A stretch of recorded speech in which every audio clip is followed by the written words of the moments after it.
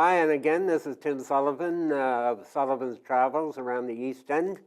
And my guest is Michelle Murphy, who is sort of a all-points all-star. She has taken a sabbatical from her show on LTV to join me here. And she's a painter as well as a poet. And today we're going to focus on her poetry. And hello, Michelle. We finally got together, right? We've been talking about this for some time now, and I am so thrilled to be here. And I thank you for having me so much. I have to tell you, you have a lot of admirers of your poetry here in East Hampton. Thank you. Terry Kennedy and Roz Brenner and the whole crowd. Yeah. And why don't we start off with you reading a poem, and then we'll talk a little about your background and so forth. Okie doke. Well, I'll read you kind of a light one that I wrote called, it's a very long title, and it is called A Short Treatise on the Effects of Henry Bendel's January White Sale Special on French milled luxury savon in carnation, sandalwood, or almond at $2.99 per cake. That's the title. Okay. At the supermarket, the soaps. Discreetly, I undo one end to get the full scent before I decide. Smell is elusive. It's hard to remember a fragrance until it's there. Palmolive. Now there's a smell. I can't buy Palmolive. In Rome, it's the only soap. It takes me there. 4th floor walk up, shared once with my Italian. That cold, tiny bathroom, a half-sized tub, handheld nozzle. The times in that tub. Palmolive is long ago. I don't look back. My husband has his brands, Ivory. It gives a Tuesday morning a sense of fresh start, the wrapper off. Usually I apply the soap area by area, rinsing between occasionally. Rebellious or when I'm hurried, I soap all over. Lather is nice, rich, but there are boring soaps, Camay, for instance. Often I have left the shower with a feeling of letdown from Camay or Lux. Ivory is anger-provoking in its total blandness, in my opinion. Soap is private. The aroma of soap on a man makes him seem vulnerable. There are very few soap colors. They are ordained by the government. Gold, aqua, green, white, coral, pink if you rebel. Painting your bathroom chocolate, gray, or mauve, you must have an income to shop accordingly for gourmet soap, which come even in black. One of my favorites, or oatmeal, I have recently seen it in the supermarket. So there is hope. Shapes are important. Oval is more gratifying. Who has a square hand? The weight of soap varies. Too heavy? But will your starving children in India upbringing allow you to replace it? Remnant bars cause great guilt. Very good. Now, that was kind of appropriate because I was wondering if you've got that lovely jacket at the white sale. At a white sale? At the white. No, I did not. Let me ask you. But it was from a sample sale. Let me ask you, how long have you been writing poetry? Well, I discovered poetry in college, and it was one of the few classes I remember being transported by into a realm I had never experienced before of emotional heights. And I was introduced to the work of Walt Whitman and Emily Dickinson there. And this was probably my sophomore or junior year in college. So I was still maybe 19. And I just fell in love with what poetry can do and what words can do and the feelings they can give you and how they can change you So, and make you feel less alone all right. by communicating with that poet who may not be even alive anymore, but wow, they touch you. Okay, so that was the effect of poetry on you. Yes. So when you began to write, did you go to poetry workshops, or how, did you start in college, or how? No, then I kind of left poetry and did many other things in my 20s. And I was a Pan Am stewardess. I was a television commercial actress. And I started painting at 21. And it was at 27 that I started taking classes in some other things. And I walked into a room where a woman named Pearl London, who recently died, was teaching poetry at the New School. And I walked into that classroom and I said, I'm home. I knew I was in for the long run. I stayed for 10 years. I went once a week. And it was writing poetry, and it was reading the great poets, mostly contemporary poets. And those fantastic poets all came because Pearl London was the daughter of Max Schuster of Simon and Schuster and Company. So she had tremendous influence and pull. So the poets would come to the class? They would come to the class. We would study that poet that was going to come, and we also would write our own poems and read them, and she would critique them. And so for 10 years, that was another part of my life. That's a very exciting program. It was thrilling. And in fact, there was recently a book published about her workshop. It was called Poetry in Motion. It was just published. And I was thrilled to see it because she was a legend, absolutely a legend. And I was so lucky to find her at a young age and to have her take me under her wing. And she was a huge supporter of my work. She really got me and got it.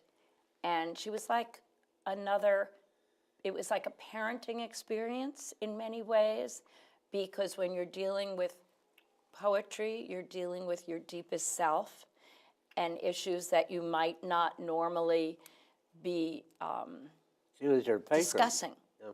Sorry? She was like your patron. She was, very much so.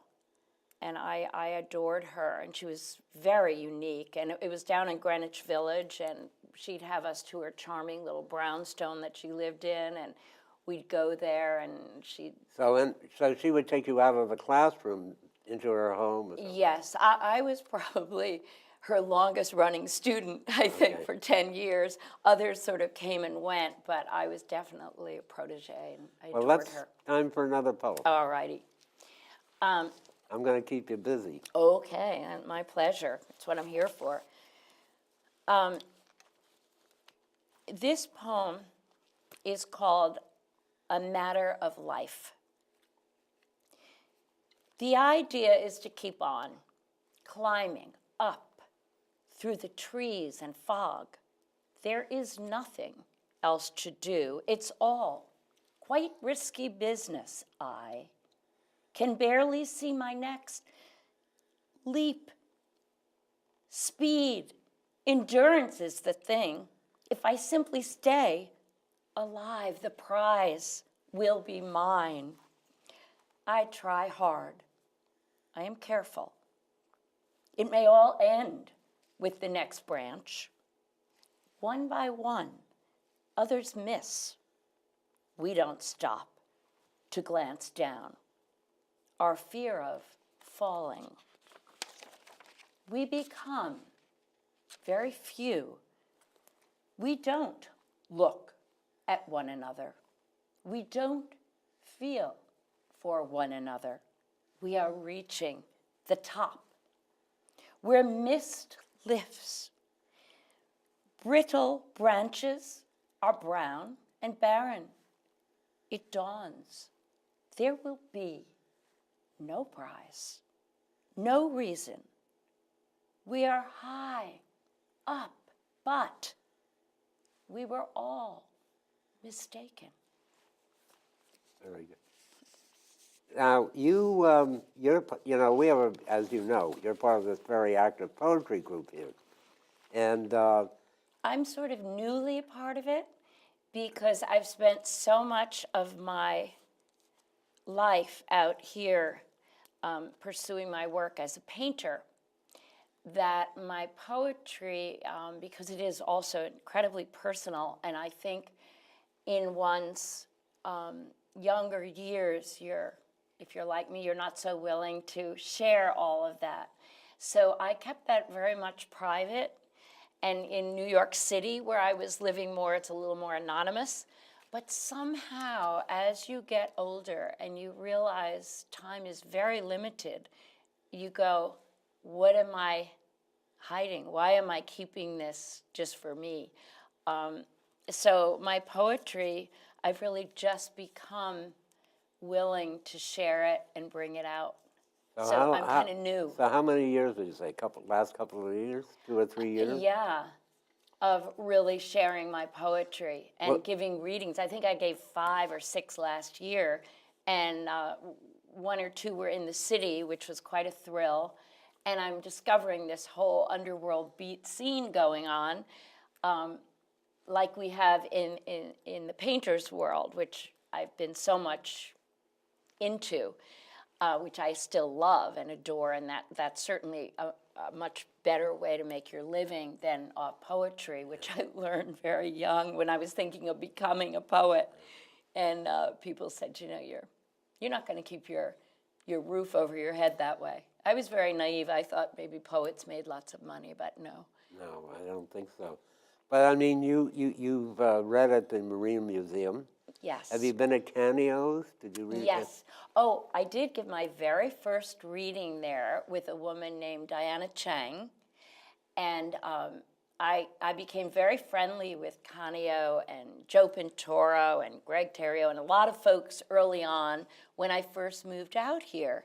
I moved here in '79, and I didn't know a soul. And it was kind of nice. It was very anonymous. Robert Strada, my husband, and I were just getting married, and I met these folks in the early '80s from Canio's, where I'd go to hear poetry every weekend. That's about all we could afford to do, and it was free, and it was really like Greenwich Village. And I had my first poetry reading there in the early '80s, and then I sort of took a long hiatus because mostly I was in Manhattan. So, in other words, you and your husband really sort of commuted back and forth? Oh, yes. We were very, very involved in our life in Manhattan, but we came here on the weekends, and we began to meet such wonderful and interesting people out here that our social life was basically here, but our work life was more in the city. I mean, his work, my work as a painter, my studio was there and here, but I could kind of go back and forth. Well, that was long before they completed the LIE and the Sunrise, and it was entirely different. The town was entirely different back then than it is now. Yeah, well, the early you had a lot 80s. more writers and artists and poets, and you had the fishermen were still able to fish, and Yes, and you still had parties in people's backyards where you didn't have to pay an arm and a leg to go to a benefit, right? It was all very bohemian in many ways. Well, as I remember the parties, the deal was the host prepared the main dish. Yes. And the guests brought everything else. That was a standard party. I am very old-fashioned. First of all, I'm not a great cook. We love to give huge parties, and my favorite, and everyone seems to like it, is the potluck. And we'll provide, the beverages, the wine, whatever, and people bring things. And that's how it used to be. You're Yeah. absolutely right. Absolutely. Now everyone has 5 or 6 servers and they have past hors d'oeuvres, and you're almost embarrassed to give the kind of party I give, but shamelessly I still do Well, that's it. the best way to give a party. Let's have Thank you. another poem. All right. I'm going to keep you busy. All right. My pleasure. Let's see. Here's a little haiku, which is, for those who don't know, it has to be in syllables. 5 syllables the first line, then 7 syllables the next line, and then 5. And my husband and I were walking along the beach out here, and he actually said something to me, and I said, I'm going to steal that and make it a haiku, okay? And so I did. It's called Priorities. The important thing is to stop and watch mad geese making their way south. It is important to keep our eye on that kind of thing living out here, right? Well, right now, the fall migration is spectacular. Isn't it? And my birds were not at my feeder. And my wife said, T, how come? I said, it's October. That's the hawk run, when the hawks are off, right? That's the hawk migration. If you go down the beach in October, you'll Yes. see the hawks flying all the, yeah. And I do always stop and watch the birds making their way south, or the hawks, whatever. You must stop for that. Yeah, absolutely. Well, I mean, we used to have a lot of wonderful programs here to do that. And Larry Penny used to do the winter waterfowl count. I used to do that with him. You did? And we used to have a group out here called Waterfowl USA. Oh, And you should everybody who start it ran that again. well, they used to raise pheasants, quail.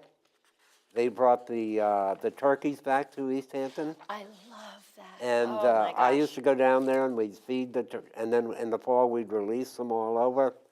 And that's gone now, so I don't know. But let's have another poem. Let's keep you going. Yeah, and I just want to give a little plug for the place in the mall. I've just discovered, I've started feeding birds, and I met this wonderful guy, Michael, who works there, and he's introducing me to the world of feeding birds, and I got hummingbirds coming and all sorts of others, and anyway, I'm into it now too.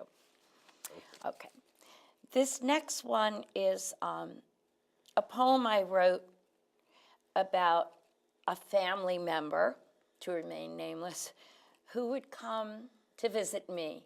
And I'd always end up in kind of despair after these visits. So I wrote this poem to try to heal myself. It's called Learning to Speak Your Language. I visit the past with surgeon's gloves. Though the way is sealed, tough scar, well clotted. 1. You call and speak your language. Offer to come and see my $12 tree hung with Bloomingdale's. When you know my walls and drawers are lined with me. Paintings go under the brass bed. Poetry stashed in the magazine rack. Photography shoved between the oak files. We talk of Christmas garland at $3.98 a strand. 2. Once, when I was 13, at dinner, I announced with awe my first pubic hairs. Later, in the tub, you knocked, offering to wash my back. New modesty gone, I said, come in. You saw my 5 or 6 strands and laughed. You forgot to wash my back. 3, I begin to lock bathroom doors. So let's keep going Carry here. on? Yeah. Okay.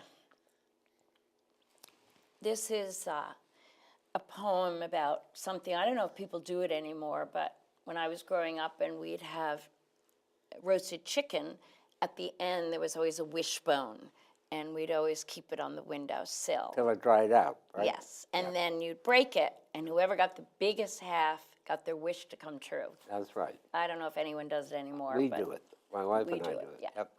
This is called breaking the wishbone. Oh, Ma, you taught me. Too good. I want to unlearn you now. Letting go is grasping life. Once I jumped in colors, you grounded me, a tenderfoot, to march, chest out, stomach in, no messy margins, a soldier brave, in step, one more gray, statue sitting, still, silent, at your concert. I want to breathe the buttermilk skies, celebrate the innocence of me. I myself am a wishbone, drying out on the still shut windowsill, a long left gift tied up with rare red ribbons, a dusty skirt sewed shut, a radio stuck on static, a letter sealed, tucked in a book, on a shelf, a deposit in a defunct bank, a crooked key to a long locked box. There's something in my eye. Where do I go to jump into the fuchsia, Ma? Very good. Where have you got any poetry readings coming up this fall or winter? Oh, I wish. Nothing scheduled yet. Nothing scheduled. You know who I love, though, is George Wallace and his wonderful thing he's got going there in Huntington. And I'm thinking of getting involved with that because... What's he got going there now? I think they have a cafe where they have many readings all the time. It's kind of a beat scene, you know, like almost the Jack Kerouac thing, you know, Oh, he's okay. like that. And of course, we had something going like that wonderful Terry Kennedy had going in. Foul or something. Yes, and I did read there, and I loved the vibe. I felt I was back in you know, my real home territory, which is Greenwich Village, where I lived for 30, 40 years. And anyway, that isn't going on anymore. And so I don't really have many outlets except the summer at the Marine Museum or, you know, George Wallace. And then I was invited to do a great reading in the East Village one day, which was great fun. But yeah, I wish there were more Well, you and outlets. Terry should put your heads together and try to figure out another venue here. We should. What a great You idea. know, there's a fellow, the minister at the Springs Presbyterian Church, Yeah. might create a venue to do regular readings there. Oh, would that be because Roz did a poetry against hunger thing there. Yes. So maybe you Yes. guys could figure Rosalind something out. Brenner. Yeah. We could figure something out. Cool. So, you know, we've got about 3.5 minutes. Okay. So the more poems, the merrier. Okay. Very good. Here's a quick one. Check 1. M.F. Don't you dare ask me what sex I am. Did you get that? Check 1.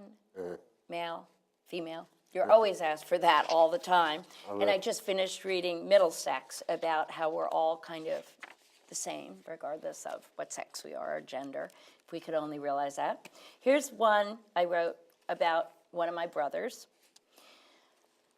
I hardly know you, brother.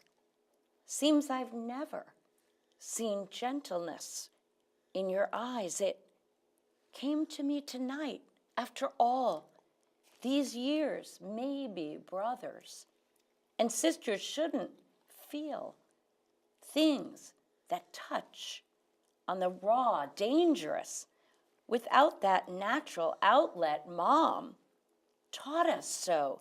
Good, but the word brother keeps seducing me back. Mom always said you'd be the one to count on if I were down and out like in jail or intensive care. All that blood is thicker shit, but when I came to, you tonight with a writhing voice, blood on my hands, only questions in my eyes, wet. That's when it came to me, finally.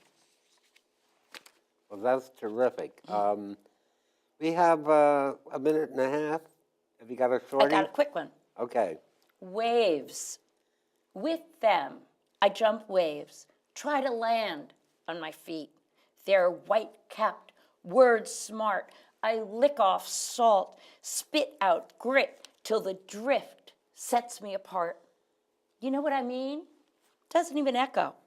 Through water-coated lungs, I gasp for air. With you, I breathe as if it were natural. Very good. You know who started his own publishing company? You ought to hit on him, Lucas Hunt. Oh, he did? Yes, he started He's his so own dapper. Huh? He's so dapper. I Well, love how he dresses and yeah, he gets his a whole little- style. Yeah, he's a little outre sometimes, you know. He was on your show, right? I saw him Yes. in the parking lot coming in, and Yes, I said, I had him with one of his first poets. So he's published. But he gave me that book. It's fabulous. He gave me that book. Oh, right, Yeah. right. So that was a nice thing, but it's a wonderful scene, and we have a lot of young poets coming up, and I think somehow there should be something done more to attract, because I think a lot of the young poets coming into town don't know all the other, they're not into the sort of group, if you They understand what I should mean. be. Yeah. And you've got, of course, Bill Henderson with Pushcart Press. Well, but nobody really knows much about that Yeah. among the younger poets anyway, you know? I So guess here we are, we're fading and off. we're going to bid farewell, and thank you very much, and we'll get you for the paintings next time, okay? You got it. What I do with that, I have you scan the photo, you scan photos.